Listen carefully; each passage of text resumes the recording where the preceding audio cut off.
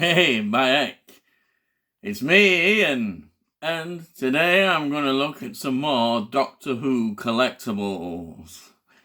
Yes, and this is what I'm going to talk about. It's Target books, but these are in hardback, and they are very collectible. If you go on eBay, it may give you an idea about how collectible they are. I haven't got that many, and I'm sure there's some real people who have got lots and lots of them. Mine's just a very small collection, but I rather like them. I mean, Target books mean such a lot to a lot of us because they were all we had, for Doctor Who stories when they weren't on the TV. There was no VHS videos. We just used to enjoy reading the stories. They were our videos. And that's why Target books mean a lot. And it's really nice that Target books are still being revived to some extent. They do a lot of reprints, and now they're doing some newer stories, since the 2005 stories. All have been sort of turned, I think, eventually into proper Target books. But this is the hardback Target books.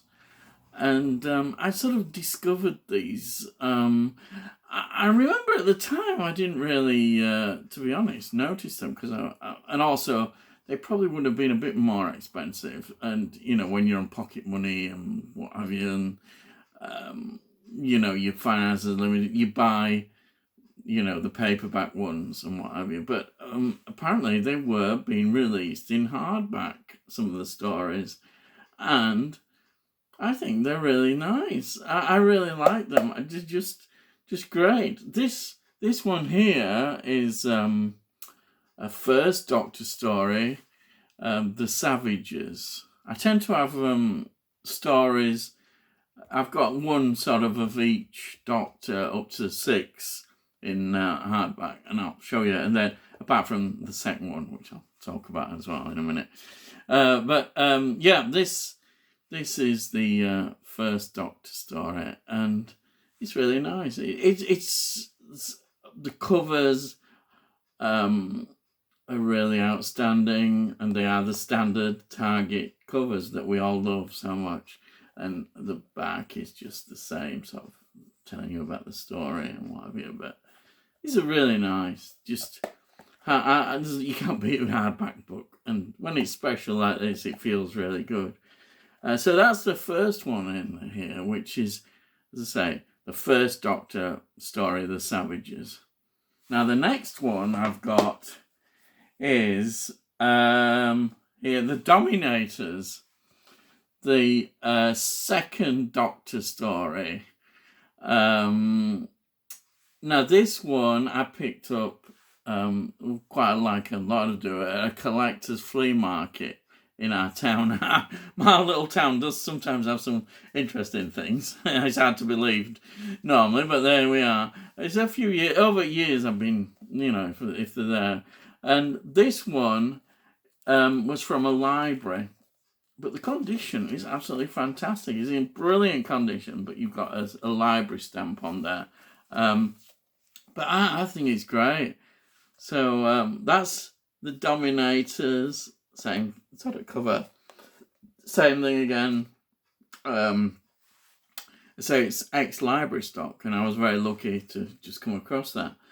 And then the next one, the next one. Now I like this. This is the second Doctor story. A lot of people are not very complimentary about it, but I've got a soft spot for it because it's one of the first of the second Doctors that we saw when they repeated Doctor Who on the TV. They had a whole series of each Doctor, and this story, the Crotons, because in fact it was the only 4-part at the time in the archive. That's showing how while it goes. But anyhow, this is a lovely copy of the Crotons again. This is good. Another one I was lucky to get. This is in excellent. This is almost this. You could say this is mint condition. Absolutely fantastic. It's like it's never been read or looked at. It's just great. And then finally for Second Doctor, I'm lucky because the Second Doctor, as you probably know, is one of my favourite Doctors. Here, and I love this cover. It's the War Games. Look at that. Look at that cover. Absolutely brilliant illustration cover. And this has got a jacket on it. Look at that. A jacket. This again was an ex-library book. Again, I picked it up, I think. It must have been for about £1. £1, you know, for this. I reckon if I go on anywhere and I'm lucky to find it, it's going to be very expensive. But I'll talk about that at the end, anyway, about what sort of price range they are. But I have to put this, I just love it. This is one of my favourite covers. And it's one of my favourite stories from my favourite Doctors. So, you know, what joy to actually have this. There it is, the War Games. Absolutely brilliant, fantastic, love it. Now, the next Doctor, of course, is the third Doctor. And I've got this, The Mind of Evil. Again, this is in great condition. There he is, the Master. Oh, yes, the best Master. Controversial habit. Who would have thought Target books could produce all this kind of thing? And it's just because it's in hardback. I don't know, hardback, it just makes it special. And it's so nice and collectible. Absolutely great. Look at that. Absolutely wonderful. Yeah. The Mind of Evil. The third Doctor. And then, you know who's next? The fourth Doctor. And look at this. It's the giant robot. Look at that. The fourth Doctor's debut story. I love it. It actually is a good story. Yeah, because a regeneration story are always interesting and good. But, you know, this, you know, I like it.